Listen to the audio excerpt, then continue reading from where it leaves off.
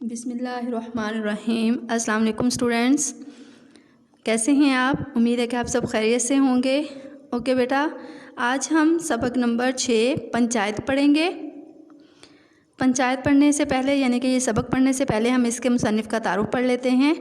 اس سبق کے مصنف کا نام ہے منشی پریم چند، جو کہ 1880 میں پیدا ہوئے اور 1936 میں انہوں نے وفات پائی۔ پریم چند کا اصل نام دھمپت رائے تھا۔ ضلع بنارس کے گاؤں میں ملھی میں پیدا ہوئے۔ والد منشی عجائب لال ڈاک خانے میں ملازم تھے۔ میٹرک کا امتحان پاس کرنے کے بعد ایک اسکول میں مدرس ہو گئے یعنی کہ استاد ہو گئے۔ 1900 میں گورنمنٹ مڈل اسکول سے سرکاری ملازمت کا آغاز کیا۔ ملازمت کے ساتھ ساتھ تعلیم حاصل کرنے کا سلسلہ جاری رکھا۔ چنانچہ 1919 میں الہ آباد یونیورسٹی سے BA کر لیا اور 1921 میں ملازمت سے استعفیٰ دے دیا اور مکمل طور پر علمی و ادبی کاموں میں مشغول ہو گئے یعنی کہ مصروف ہو گئے۔ 1936 میں انجمن ترقی پسند مصنفین کے پہلے اجلاس کی صدارت کی اور اسی سال بنارس میں انہوں نے وفات پائی یعنی کہ یہ وفات پا گئے۔ پریم چند نے اپنی تحریروں میں ہندوستان کے دیہات میں بسنے والے مزدوروں اور کسانوں کی زندگی اور ان کے مسائل کامیابی کے ساتھ بیان کیے ہیں۔ ان کے افسانوں میں نیکی تمام تر مشکلات کے باوجود بدی کے مقابلے میں غالب رہتی ہے یعنی کہ چھائی رہتی ہے۔ ان کی زبان سادہ ہے۔ انہوں نے مقامی واقعات اور حقائق کو یعنی کہ جو حقیقت ہے اس کو موضوع بنا کر تحریروں میں مقامی رنگ بھی پیدا کیا ہے۔ ان کی تحریروں کی بنیاد معاشرتی مسائل، نفسیاتی مطالعہ اور مشاہدہ پر ہے یعنی کہ مشاہدہ مطلب غور و خوض پر ہے۔ ان کے کردار زیادہ تر مثالی ہیں جن میں تنوع پایا جاتا ہے یعنی کہ قسم کے یعنی کہ اس میں مختلف اقسام پائی جاتی ہیں۔ انہوں نے قریباً ہر عمر اور ہر پیشے سے متعلق کردار پیش کیے ہیں۔ پریم چند کا شمار اردو کے اولین افسانہ نگاروں میں ہوتا ہے۔ ان کے افسانوں کے مجموعوں میں سوز وطن، پریم 25، پریم 40، زاد راہ اور واردت زیادہ اہم ہے۔ انہوں نے افسانوں کے علاوہ ناول بھی لکھے جن میں میدان عمل، بازار حسن اور کودان کو زیادہ شہرت ملی۔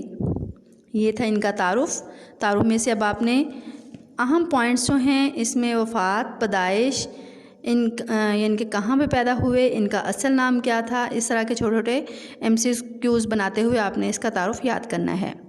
اب ہے ان کا لکھا ہوا سبق پنچایت، اس کو پڑھتے ہیں۔ بہت دلچسپ سبق ہے۔ اس میں 2 کہانیاں بیان کی گئی ہیں، دونوں ہی کیا ہے اس کا اینڈ کیا ہے، انصاف پر مبنی ہے۔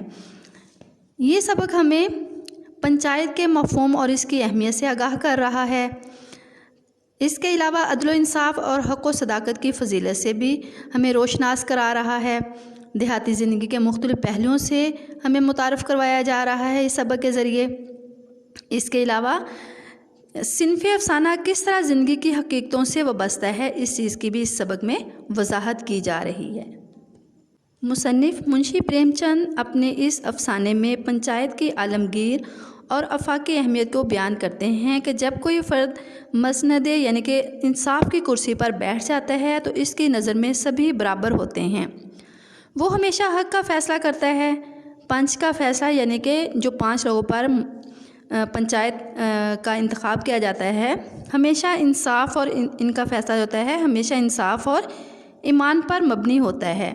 وہ دوستی کی خاطر اپنا ایمان نہیں بیچتا، اسے صرف اور صرف انصاف کی بات سوچتی ہے، کیونکہ اسے معلوم ہو جاتا ہے کہ اگر اس نے خلاف عدل فیصلہ کیا تو بے توقیر ہو جائے گا۔ اس لیے اس کی نظر ہمیشہ انصاف طلب رہتی ہے اور اس کی زبان سے صرف حق ہی نکلتا ہے یعنی کہ سچائی ہی نکلتی ہے۔ اس سبق میں بھی اسی چیز کی وضاحت ہو رہی ہے کہ جمن شیخ اور الگو چودھری کے درمیان یعنی کہ ان کے تعلقات کے بارے میں بتایا جا رہا ہے کہ ان کی آپس میں بہت پرانی اور گہری دوستی تھی۔ دونوں مشترکہ کھیتی باڑی کرتے تھے۔ اس کے علاوہ لین دین کے معاملے میں بھی دونوں میں شراکت تھی۔ دونوں یعنی کہ آپس میں کیا ان کا لین دین بھی مل کر ہی کرتے تھے۔ دونوں ایک دوسرے پر مکمل بھروسہ اور اعتماد کرتے تھے۔ دونوں کا آپس میں اس حد تک اعتماد تھا کہ جب جمن شیخ حج کرنے کے لیے گئے تو اپنا گھر بار الگو چودھری کے سپرد کر گئے کہ وہ اس کا خیال رکھیں گے۔ اس طرح الگو چودھری کو بھی شیخ جمن پر پورا اعتماد تھا، مکمل بھروسہ تھا، اور جب گاؤں سے کہیں باہر جاتے تو اپنے گھر کی تمام تر ذمہ داریاں شیخ جمن کو سونپ جاتے۔ شیخ جمن بھی الگو چودھری کی طرح اپنی ذمہ داری احسن طریقے سے سر انجام دیتے تھے۔ گاؤں کے لوگ ان کی سچی اور گہری دوستی کی مثالیں دیتے تھے۔ ان دونوں کی خلوص بھری دوستی کا آغاز اس وقت ہوا جب دونوں بچپن میں شیخ جمن کے والد بزرگ گوار شیخ جمعراتی کے پاس پڑھتے تھے۔ الگو فرما بردار شاگرد تھے۔ انہوں نے اپنے استاد شیخ جمعراتی کی بہت خدمت کی، ان کے گھر کے کام کاج کرتے تھے، حتیٰ کہ ان کے گھر کی خوب پلیٹیں دھوئیں اور پیالے بھی صاف کیے۔ چونکہ شیخ جمعراتی صاحب حقہ پینے کے شوقین تھے، اس لیے ان کا حقہ ختم ہونے نہیں پاتا تھا کہ الگو فوراً حقہ کی چلم بھر کر دیتے۔ الگو کے والد پرانے طور طریقوں اور وضع کے آدمی تھے۔ انہیں تعلیم سے بھی زیادہ استاد کی خدمت پر اعتماد تھا، اور وہ کہا کرتے تھے کہ تعلیم کا حصول استاد کی دعا کے بغیر نامکمل یا ناممکن ہوتا ہے۔ اس لیے استاد کی خدمت کر کے دعا لینی چاہیے، کیونکہ جو کچھ حاصل ہوتا ہے وہ استاد کی دعا اور اس کی برکت سے حاصل ہوتا ہے۔ تعلیم کے حصول کے لیے ان دونوں باتوں کا ہونا ضروری ہے۔ اگرچہ الگو پر استاد کی صحبت اور فیض یا دعاؤں کا کوئی اثر نہ ہوا، پھر بھی اسے تسلی تھی کہ اس نے علم کے حصول کے لیے کوئی کسر نہیں چھوڑی۔ اس کا خیال تھا کہ تعلیم اس کے مقدر میں ہی نہ لکھی تھی جسے اپنے استاد کی خدمت کرنے کے باوجود بھی حاصل نہ کر سکا۔ شیخ جمن اور الگو کے استاد محترم شیخ جمعراتی خود بھی ایک روایتی استاد کی طرح دعا اور فیض کے بجائے کوڑے مارنے پر زیادہ یقین رکھتے تھے۔ چنانچہ انہوں نے جمن پر اس کا بہت زیادہ استعمال کیا، یعنی کہ مار پٹائی ان کی بہت زیادہ کی، جس کا فائدہ یہ ہوا کہ گرد و نواح یعنی کہ ارد گرد کے علاقوں میں جمن کا ایک نام ہو گیا۔ سب اس کی یہاں پہ ان علاقوں میں اس کی پوچھ گچھ ہونے لگی۔ شیخ جمن کی ایک بوڑھی خالہ بھی تھی۔ ان کی ملکیت میں کچھ زمین تھی۔ بدقسمتی سے اس بیچاری کی اولاد نہ تھی اور نہ ہی کوئی دوسرا وارث تھا جو اس کا سہارا بنتا۔ وہ اپنے بھانجے شیخ جمن کے پاس رہتی تھی، جس کی نیت میں فتور آ گیا۔ اس نے جھوٹے وعدے کر کے اور دھوکہ دے کر خالہ کی تمام جائیداد اپنے نام کروا لی۔ پہلے تو خالہ نے اس کے نام ہبہ نامہ کروا دیا، یعنی جائیداد عطا کر دی، اور تحریری اور قرارنامہ بھی لکھ دیا۔ اب جمن شیخ کا مقصد یہ تھا کہ ہبہ نامہ پر رجسٹری ہو جائے۔ جب تک قرارنامے پر رجسٹری نہیں ہوئی تھی تو خالہ کی بے حد خاطر تواضع ہوتی تھی۔ اس کے لیے خوب میٹھے اور چٹپٹے کھانے بھی تیار ہوتے تھے۔ اس کو وقت پر کھانا بھی دیا جاتا تھا، لیکن جو ہی رجسٹری جمن کے نام ہو گئی، اس نے خود غرضی کا برتاؤ کیا اور خالہ کی خدمت اور تواضع کی طرف بالکل بھی دھیان نہ دیا۔ جمن کی بیوی فہمی نے بھی ایک دم آنکھیں پھیلی اور خالہ پر زیادتیاں شروع کر دی۔ آہستہ آہستہ روٹیوں میں کمی کرنے کے ساتھ ساتھ سالن کی مقدار میں بھی کمی کر دی۔ کچھ دنوں تک تو خالہ نے صبر سے کام لیا، مگر جب جمن کی بیوی کے رویے میں بہتری نہ آئی تو اس نے دل برداشتہ ہو کر جمن سے اس کی شکایت کی۔ جمن فطری طور پر صلح پسند آدمی تھا اور لڑائی جھگڑے سے کیا کرتا تھا، گریز کرتا تھا۔ اس نے اس معاملے کی طرف دھیان نہ دیا۔ اسے خدشہ تھا کہ اس کی دخل اندازی سے خالہ اور اس کی بیوی کے درمیان جھگڑا ہوگا۔ کچھ دن تو رو دھو کر خالہ نے گزارے۔ جب معاملہ برداشت سے باہر ہو گیا تو اس نے مجبور ہو کر جمن سے کہا کہ بیٹا اب میرا تمہارا گزارا نہیں ہو سکتا، تم مجھے خرچ کے لیے روپے دے دیا کرو، میں اپنے لیے الگ کھانا بنا لوں گی۔ جمن نے بے رخی اور رکھے پن سے جواب دیا کہ میرے پاس اتنے روپے نہیں ہیں۔ جمن کا جواب سن کر خالہ غصے میں آ کر بولی کہ مجھے خرچے کے لیے روپے چاہیے یا نہیں، کھانا پکانے کے لیے روپیہ چاہیے، اس کے بغیر میرا گزارا نہیں ہے۔ خالہ جان نے جب ناراض ہو کر کہا تو جمن مظلوم بن کر کہنے لگا، چاہیے کیوں نہیں، ضرور چاہیے، میرا خون چوس لو، کسی کو کیا معلوم کہ تم خواجہ خضر کی عمر لے کر آئی ہو، یعنی بہت طویل عمر پاؤ گی، کسی کو کیا خبر کہ تم نے بھی حضرت خضر علیہ السلام کی طرح آب حیات پی لیا ہے جو مرنے کا نام ہی نہیں لیتی۔ جمن نے خالہ جان کو اس کی لمبی عمر ہونے کا طعنہ دیا۔ خالہ جان اپنے مرنے کی بات سن کر بہت زیادہ دکھی ہوئی اور اور غصے میں آ کر جمن کو پنچایت کی دھمکی دے دی اور کہا کہ اس کا فیصلہ اب برادری ہی کرے گی۔ خالہ جان کی دھمکی سن کر جمن مرعوب نہ ہوا اور ایک فاتح کی طرح زور سے ہنسنے لگا، جس طرح ہرن کو جال کی طرف جاتے ہوئے دیکھ کر شکاری کے ہونٹوں پر مسکراہٹ نمودار ہوتی ہے۔ جمن نے کہا، ہاں ہاں ضرور، برادری کے پاس جاؤ، اب تو فیصلہ ہونا چاہیے، میں بھی دن رات کی پریشانی اور مصیبت سے تنگ آ گیا ہوں۔ شیخ جمن نے بڑی ڈھٹائی سے جواب دیا۔ چونکہ شیخ جمن کا پورے علاقے میں اثر و رسوخ تھا، بڑا رعب تھا، اس لیے اسے یقین تھا کہ ایک شخص بھی اس کے خلاف فیصلہ نہیں دے گا، کیونکہ گرد و نواح میں کوئی بھی ایسا نہ تھا کہ جو اس کے احسان مند نہ ہو۔ کسی میں بھی اتنی جرأت اور ہمت نہیں کہ اس کے مد مقابل کھڑا ہو سکے۔ اس کا خیال تھا کہ فرشتے آسمان سے اتر کر تو برادری میں فیصلہ کرنے نہیں آئیں گے، اس لیے اسے بھرپور اعتماد تھا کہ گاؤں کے لوگ اس کی مخالفت نہیں کریں گے بلکہ اس کا ساتھ دیں گے۔ اس کے برعکس بیچاری بوڑھی خالہ کئی دن تک ارد گرد کے گاؤں کے چکر لگاتی رہی، سب لوگوں کے دروازے کھٹکھٹائے اور اپنی بساط کے مطابق لوگوں کو اپنے مسئلے کی طرف متوجہ کرنے کی پوری کوشش کی۔ بدقسمتی سے کوئی بھی اس کے ساتھ چلنے کے لیے تیار نہ ہوا اور نہ ہی اس کی طرف متوجہ ہوا، کسی نے بھی اس کی داد رسی نہ کی۔ لوگوں کے گھروں کے چکر لگا کر بیچاری کی کمر جھک گئی اور مزید چلنا دوبھر ہو گیا، یعنی کہ مشکل ہو گیا۔ مگر وہ کیا کرتی کہ مصیبت ہی ایسی آن پڑی تھی جس کا فیصلہ بہت ضروری تھا۔ اس کے مقابلے میں شیخ جمن کو اپنی طاقت، لوگوں سے، اپنے تعلقات اور حکمت عملی پر مکمل یقین تھا، اس لیے اس نے کسی کے سامنے التجا کرنے کی ضرورت ہی محسوس نہ کی۔ اس کا خیال تھا کہ گاؤں میں کوئی بھی اس کی مخالفت نہیں کرے گا۔ بوڑھی خالہ نے اپنی عقل و دانش کے مطابق لوگوں کو اپنی مصیبت کا حال سنایا اور اس کے حل کے لیے اکٹھے ہونے کی التجا بھی کی، خوب فریاد اور آہذاری کی، مگر بدقسمتی سے کوئی بھی اس پر مہربان نہ ہوا۔ کسی نے جھوٹی حامی بھری اور ٹرخا دیا، کسی نے اس کی بات کا مذاق اڑا کر اذیت پہنچائی۔ چنانچہ بوڑھی خالہ ہر طرف سے مایوس ہو کر الگو چودھری کے در پر آئی، یعنی کہ اس کے پاس آئی۔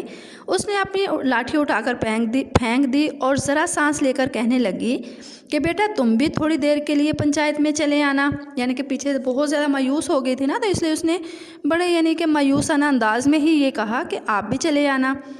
چنانچہ شام کے وقت ایک پیڑ کے نیچے سب لوگ جمع ہو گئے تو بوڑھی خالہ نے سب کو مخاطب کر کے اپنی کہانی سنانا شروع کر دی کہ اے برادری والو، آپ سب لوگ جانتے ہیں کہ آج سے 3 سال پہلے میں نے اپنی ملکیت اپنے بھانجے جمن شیخ کے نام لکھ دی تھی، جس کے بدلے میں جمن نے مجھے پوری زندگی روٹی کپڑا دینے کا وعدہ کیا تھا۔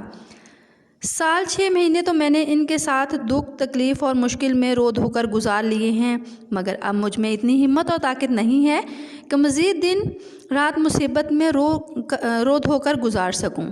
اب تو مجھے پیٹ بھر کر کھانا بھی میسر نہیں ہے، مجبور اور بے سہارا بیوہ ہوں، تھانہ کچہری کے چکر لگانا میرے بس کی بات نہیں ہے۔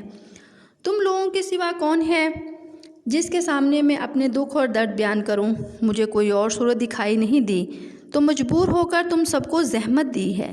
جو تمہارا فیصلہ ہوگا مجھے منظور ہے، اگر میرا قصور دیکھو تو مجھے سزا دو، اگر جمن کی غلطی ہے تو اسے سمجھاؤ کہ اپنا عہد پورا کرے اور میرے روٹی کپڑے پر دھیان دے، کیونکہ خواہ مجھ سے بے سہارا بیوہ کی بددعا لیتا ہے۔ الگو چودھری نے کہا، جمن تمہاری اور میری پرانی دوستی ہے، یہ انصاف کا معاملہ ہے۔ خالہ جان نے اپنا حال بیان کر دیا ہے، تم بھی اپنی صفائی میں جو بیان کرنا چاہتے ہو کرو۔ چنانچہ جوں ہی جمن شیخ کی اپنی صفائی میں بات کرنے کی باری آئی تو بڑے فخریانہ انداز میں کھڑے ہو کر بولنے لگے، اے برادری والوں، میں خالہ جان کو اپنی ماں کے برابر سمجھتا ہوں اور ان عزت و احترام سے بھی نوازتا ہوں، ان کی خاطرداری اور خدمت میں بھی کمی نہیں چھوڑتا، بس ان میں اور میری بیوی میں جھگڑا رہتا ہے، ان دونوں کے معاملے میں مجبور ہوں، کیونکہ لڑائی جھگڑا کرنا تو عورتوں کی عادت ہوتی ہے۔ خالہ جان کا مطالبہ ہے کہ میں انہیں ماہانہ خرچ کے لیے روپے دوں، جو کہ میرے بس میں نہیں ہے۔ کھیتوں کی حالت بھی سب کے سامنے ہے، پیداوار کے مقابلے میں اخراجات زیادہ ہیں، آپ جو بھی فیصلہ کریں گے میں خوشی سے اس پر عمل کروں گا۔ تمام باتوں کو مدنظر رکھتے ہوئے، یعنی کہ آپ جو بھی فیصلہ کریں گے مجھے یہ منظور ہوگا۔ الگو کو اکثر عدالتوں سے واسطہ رہتا تھا، قانونی آدمی تھے اور قانون کے بارے میں معلومات بھی رکھتے تھے، اس لیے جمن سے بحث کرنے لگے اور اس سے طرح طرح کے سوالات شروع کر دیے۔ الگو کا ہر سوال اس کے دل پر ہتھوڑے کی طرح لگتا تھا، جس سے وہ بہت اذیت محسوس کر رہا تھا۔ جمن کو حیرانی ہو رہی تھی کہ الگو کو اچانک ہو کیا گیا ہے۔ ابھی چند لمحے پہلے تو یہ مجھ سے دل لگی کی باتیں کر رہا تھا، اس میں اچانک اتنی بڑی تبدیلی کیسے رونما ہو گئی کہ مجھے برباد کرنے پر آمادہ ہو گیا ہے؟ کیا خوب دوستی کا اس نے بھرم رکھا ہے۔ چنانچہ بحث ختم ہونے کے بعد الگو چودھری نے نہایت سخت لہجے اور حاکمانہ انداز میں فیصلہ سنایا کہ شیخ جمن برادری کے ثالثوں نے اس معاملے پر خوب غور و خوض اور تحقیق کی ہے اور اس نتیجے پر پہنچے ہیں کہ سراسر تمہاری ہی زیادتی ہے۔ تمہیں کھیتوں سے اچھا خاصا منافع ہو جاتا ہے، اس لیے ہم سب کا متفقہ فیصلہ ہے کہ خالہ جان کے ماہوار گزارے کا مناسب انتظام کر دو، ورنہ اس کے سوا اور کوئی حل نہیں ہے۔ اگر تمہارے ثالثوں کا یہ فیصلہ قبول نہیں، یعنی کہ تمہارے جو ثالث ہیں ان کو اگر یہ فیصلہ قبول نہیں تو قرارنامہ ختم کر دیا جائے گا۔ پنچایت کا فیصلہ سن کر جمن پر سختہ طاری ہو گیا اور مخاطب ہو کر کہنے لگا، اے دوستو، اس زمانے میں کیا دوستی یہی ہے کہ جو اپنوں پر اعتماد کرے اسی کو قربان کر دیا جائے؟ پنچایت کے اس فیصلے نے الگو چودھری اور شیخ جمن کی دوستی کی بنیادیں ہلا کر رکھ دیں۔ دونوں دوست ایک دوسرے کے مخالف بن گئے، گویا ان کی دوستی کا یہ گھنا اور مضبوط درخت سچائی کا ایک جھونکا بھی برداشت نہ کر سکا۔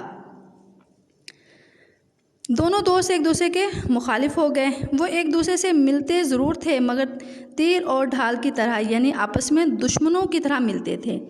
جمن کا خیال تھا کہ الگو نے اس کے ساتھ غداری اور سراسر بے وفائی کی ہے اور دوستی کا ذرا برابر بھی خیال نہیں کیا۔ جمن کے دل میں حسد کی آگ بھڑک رہی تھی جو اسے کسی وقت بھی چین سے بیٹھنے نہیں دیتی تھی۔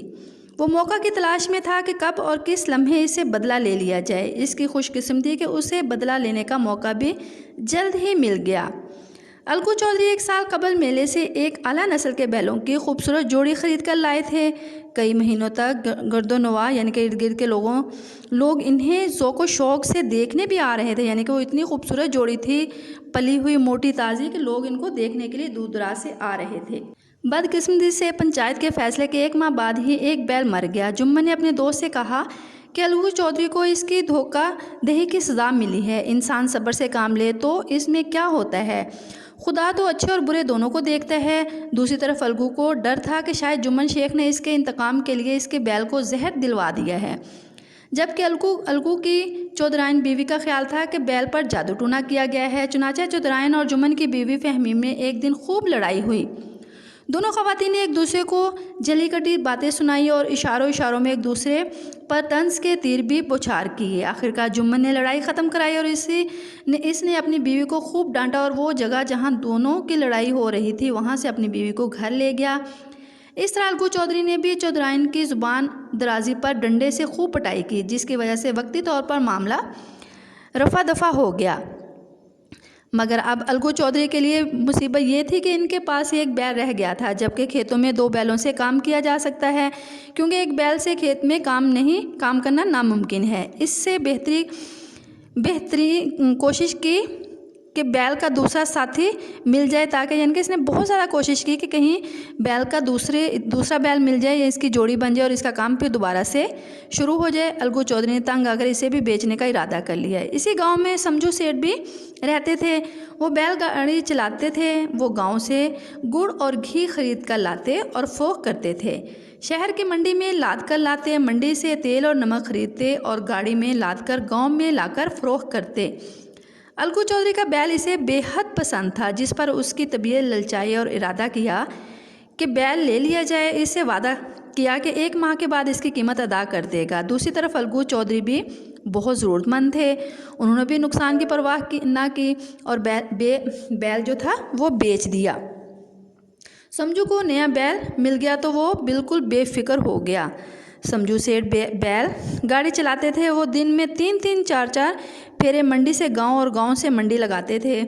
وہ بیل سے بہت کام لیتے مگر چارہ نہ دیتے تھے، جس کی وجہ سے ایک ہی ماہ میں بیل کا برا حال ہو گیا۔ ایک دن منڈی سے آتے ہوئے چوتھے پھیرے میں سمجھو سیٹھ نے دگنا بوجھ لاد دیا۔ بیل دن بھر کا تھکا ہارا تھا، اس لیے بیچارے سے چلا نہ گیا۔ اس پر سیٹھ نے کوڑے بھی برسائے، یعنی کہ اسے بہت مارا پیٹا بھی۔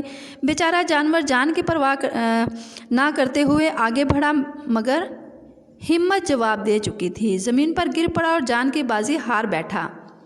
مجبوراً سیٹھ جی کو راستے میں رات بسر کرنا پڑی، کیونکہ سارا سامان چھوڑ کر نہ جا سکتے تھے۔ رات کو کچھ سامان اور نقدی سے ہاتھ دھو بیٹھے۔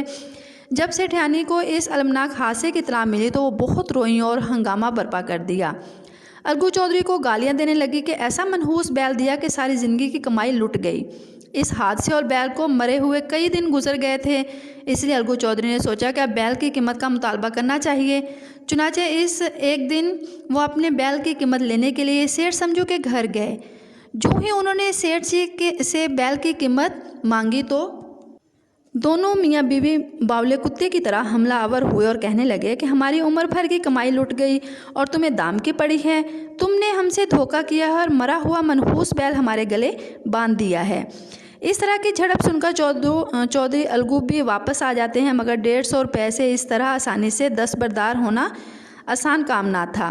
آخر جب ایک دن چودھری الگو نے سیٹھ سمجھو سے بیل کی قیمت مانگی تو وہ سخت غصے میں آ گئے اور ایک بار پھر دونوں ایک دوسرے پر خوب بگڑے۔ سیٹھانی جی جوش میں آ کر گھر سے نکل آئیں۔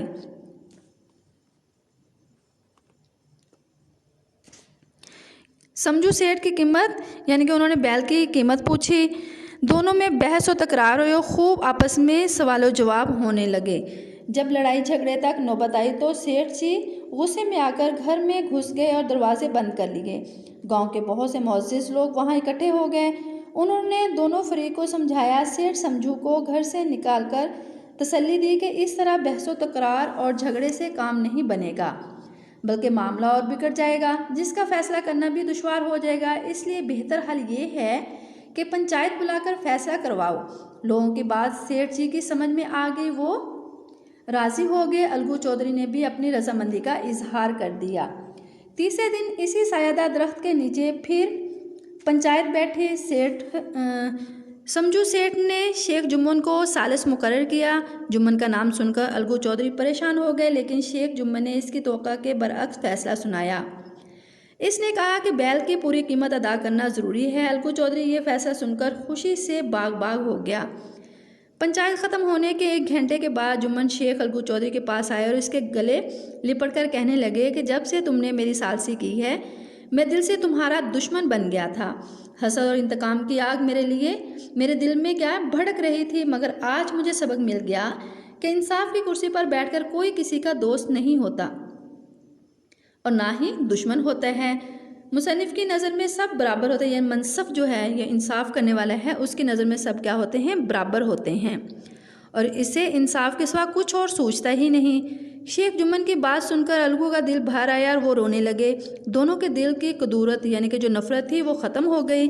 چنانچہ اب ان کی دوستی کا درخت جو آپس کی نفرت کی وجہ سے مرجھایا ہوا تھا پھر سے سبز و شاداب ہو گیا۔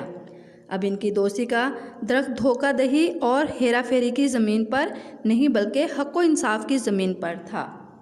یہ تھا ہمارا سبق۔ اب اس کا ہے خلاصہ جو آپ نے یاد کرنا ہے۔ خلاصے میں درج ذیل پوائنٹ اہم نکات کو مد نظر رکھتے ہوئے آپ نے خلاصہ یاد کرنا ہے۔ پوائنٹ نمبر 1 ہے جمن شیخ اور الگو کی دوستی، خالہ کی زمین، جمن شیخ کی ناانصافی، خالہ کا پنچایت بلانا، الگو چودھری کا سرپنچ مقرر ہونا، پھر ہے جمن شیخ کے خلاف فیصلہ، جمن شیخ اور الگو چودھری کی دشمنی، بیل کی فروخت، سمجھو سیٹھ کی پنچایت، الگو چودھری کے حق میں فیصلہ۔ اب اس میں پورے یعنی کہ سبق میں 2 کہانیوں کا ذکر ہے، 2 افسانے بیان کیے گئے ہیں، تو دونوں کو آپ نے اس میں مختصر اپنے خلاصے میں بیان کرنا ہے۔ اب درج لائن ہے جس کو آپ نے میں ڈکٹیٹ کر رہی ہوں، ان کو آپ نے اپنے خلاصے میں مارکر کے ساتھ رائٹ کرنا ہے۔ نمبر 1 ہے جمن نے بے رخی سے جواب دیا کہ میرے پاس اتنے روپے نہیں ہیں۔ نمبر 2 ہے اس فیصلے نے ان دونوں کی دوستی کی بنیادیں ہلا کر رکھ دیں۔ نمبر 3 ہے انصاف کی کرسی پر بیٹھ کر کوئی کسی کا دوست اور دشمن نہیں ہوتا۔ یہ تھا ہمارا خلاصہ۔ اب ہے آپ نے خلاصہ اور مصنف کے تعارف میں سے 5 MCQs یہ آپ نے اپنے نوٹس پر کام لکھنا ہے اور اس سبق کے الفاظ معنی اور خلاصہ یاد کرنا ہے. اوکے، بیسٹ آف لک. اللہ حافظ.